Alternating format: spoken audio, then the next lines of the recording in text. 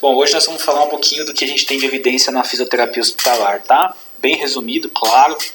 Meu nome é Fernando Cássio Batista, sou educador físico e fisioterapeuta.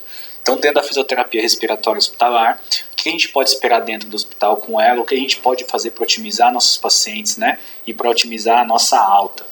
Nós temos aqui desse lado manobras convencionais e manobras mais atuais, ou seja, convencionais versus modernas.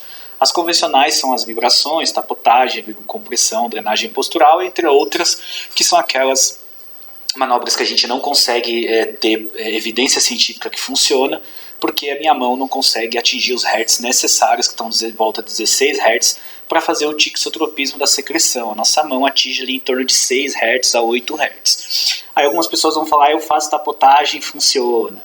Aquela história de sempre. Será que a tapotagem funciona? Ou você está vendo um confundidor da sua prática clínica? Aquele paciente ele já tem secreção solta nas vias aéreas, você está tapotando e no final das contas você não está fazendo nada, a secreção já estava solta e ele está expectorando. Pacientes hipersecretivos, só pelo fato de eles fazerem aumento da ventilação alveolar, já começam a expectorar secreções. Então, não deixe os confundidores da sua prática clínica achar que algo funciona sem evidência científica. É para isso que a ciência existe, tá?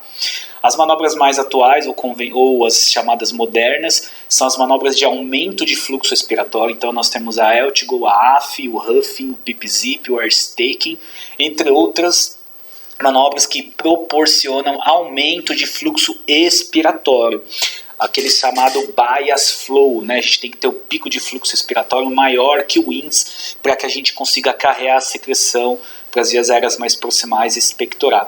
Então a gente sabe que o fluxo ele altera o tixotropismo da secreção por força de cisalhamento. Tá?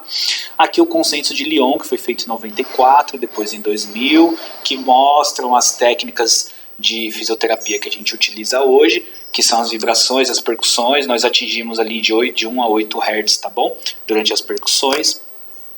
O muco aqui, uma imagem que mostra o muco sofrendo um tixotropismo. Então eu preciso, na verdade, aumentar, ou na verdade alterar a questão viscoelástica do músculo e a adesividade dele. Ele fica muito adesivo, né? Então muito viscoso. E eu preciso mudar essa sua configuração fazendo por tixotropismo. Nós já produzimos uma secreção aí por mais ou menos ali de 100 ml por dia, a gente não percebe. Quando isso passa de 100 ml e fica maior, a gente começa a ter uma alteração no transporte mucociliar e aí por conta desse comprometimento para o aumento de secreção, a gente não consegue muitas vezes fazer a higienização brônquica adequada. Por isso que a gente precisa aí de manobras efetivas para ajudar o paciente. Nesse guideline da ARC, o Clinical Practice Guideline, então ele fala de manobras de higienização brônquica não farmacológicas em pacientes hospitalizados. Então são aqueles pacientes que a gente atende no dia a dia. Tá? Então a gente tem que tomar cuidado com essas manobras. Será que elas melhoram a oxigenação? Será que elas diminuem o tempo de ventilação mecânica? Será que eles reduzem o tempo de permanência na UTI? Resolve a telectasia ou melhora a mecânica respiratória? Então a gente tem que ver esses desfechos. Será que a gente tem essas melhoras? Então quando a gente vai pegar o estudo e vai detalhar ele vai mostrar pra gente, por exemplo, que a higiene brônquica não é recomendada para o tratamento de pneumonia não complicada. Então se o paciente tem uma pneumonia não complicada, significa que ele não tem complicações dela, ou seja, não tem secreção, não tem alteração de oxigenação, muitas vezes não precisa nem ficar internado, ou algumas vezes interna apenas para receber antibiótico terapia e vai embora. E aí não adianta nada você ir lá fazer os seus exercícios inspiratórios sustentados, fracionados, com elevação de braço, que isso não traz nenhum resultado para o paciente. Tá? E ainda tem um pequeno detalhe, se ele tiver uma pneumonia e ele é capaz de mobilizar suas secreções sozinho, ele não precisa de você. Pode parecer chocante, mas essa é a realidade. No DPOC também não temos recomendações de manobras de higiene brônquica de forma rotineira, a não ser que ele tenha aumento da secreção com sintomas e ele não consiga expectorar. Então, gente, quando você for atender um DPOC, foque na reabilitação dele, no treino de força. Não fica fazendo exercício sem nenhum objetivo. Eu sempre falo que quem não sabe avaliar, não sabe o que vai tratar. Por isso nós vemos condutas repetidas para todos os pacientes, com puxar o ar elevando o braço, com respiron, com Voldine e coisas do tipo que não tem resultado. Eu vou fazer uma máscara de EPAP no paciente. Por quê? Eu quero desinsuflar ele. Mas ele está insuflado? Ele está retendo CO2, ele está com acidose. Se ele tiver com acidose, ele precisa de VNI e não de EPAP, né? Ah, mas ele é DPOC, eu preciso fazer freno labial para desinsuflar. Desculpa, você não vai desinsuflar ele fazendo freno labial, tá? Isso é anatômico, é uma alteração que ele tem pulmonar, aumento de resistência das vias aéreas. Então a gente tem que entender a fisiopatologia da doença para a gente tratar o paciente de forma adequada. Enquanto a gente continuar naquelas mesmices da fisioterapia, nós nunca vamos ter resultados. E eu costumo falar, ainda bem que a história natural da doença cura o paciente, porque senão muitas vezes a gente estaria lascado porque a gente não ia conseguir curar o paciente e nem melhorar, porque condutas que a gente faz como essas de elevação de braço, de freno labial, não servem para nada. Por mais que você acredite que, eu vejo, funciona, você não vê, você acha que funciona. A gente entende isso, mas isso chama confundidores da prática clínica. Vale a pena depois dar uma lida sobre. Para pacientes adultos e pediátricos com doença neuromuscular e fraqueza muscular respiratória ou com tosse comprometida, aí sim você pode usar técnicas de assistência à tosse, como o cough assist, por exemplo, ou uso de pressões aí para deslocar a secreção, fazer com que esse paciente consiga tossir. Elas devem ser usadas em pacientes com doença neuromuscular com pico de fluxo menor que 270 litros por minuto. Se o seu paciente tem atelectasia por secreção, nada adianta colocar pressão positiva, nem fazer compressão, nem nada.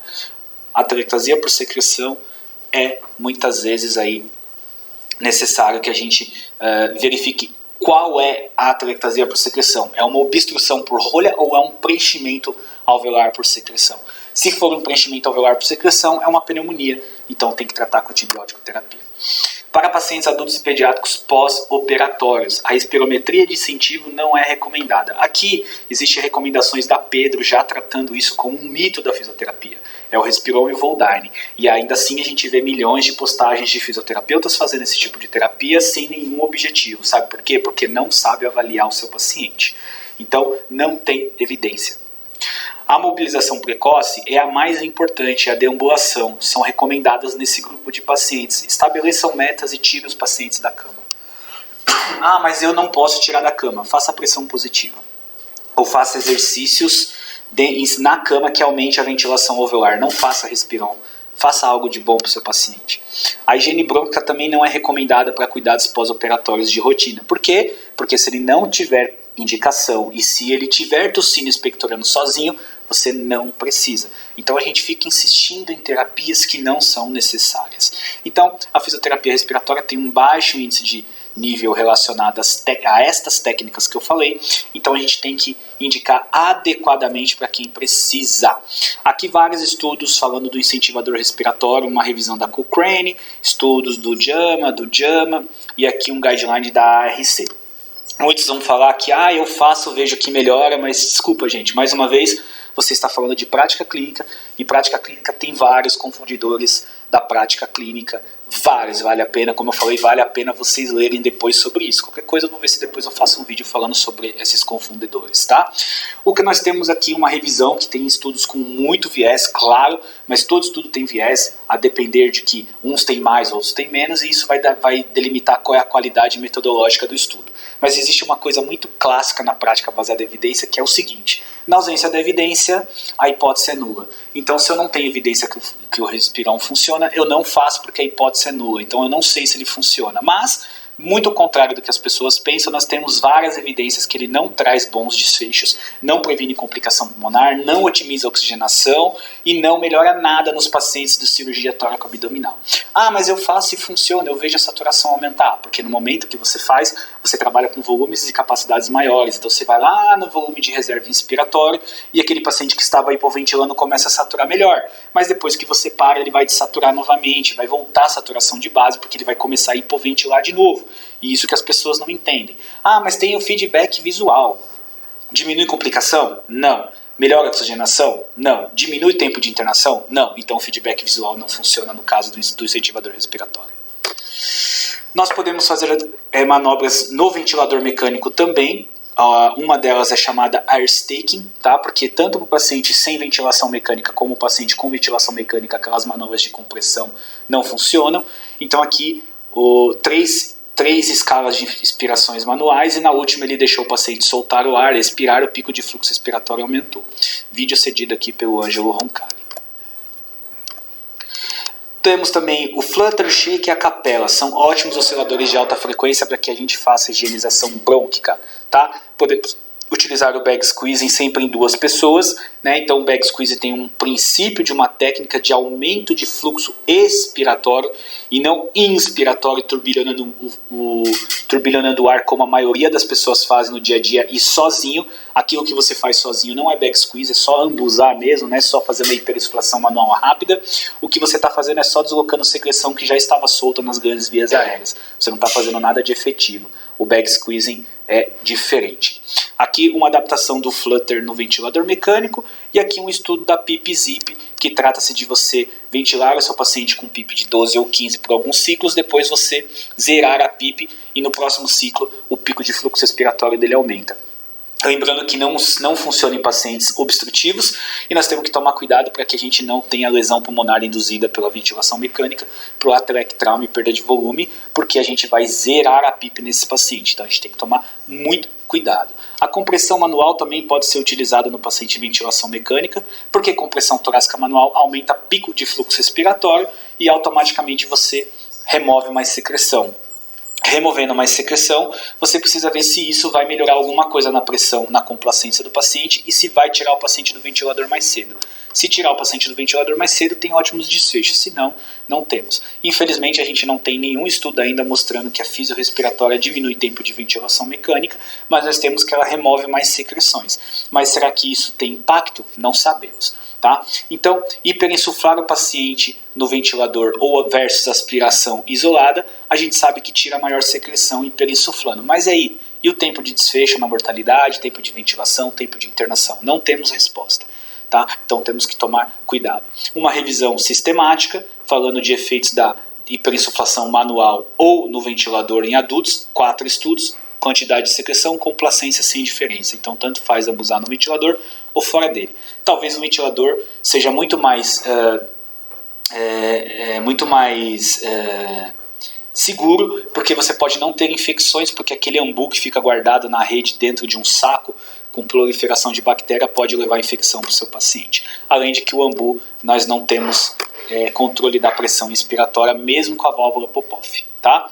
Quando aspirar um paciente em intubação, né, em prótese ventilatória, se a onda fluxo-tempo ou fluxo-volume estiver serrilhada, você só vai tirar aqui a conclusão se tem água no sistema. Se não tiver água, você pode crer que tem secreção. Você só confirma com a ausculta ruidosa e faz a aspiração.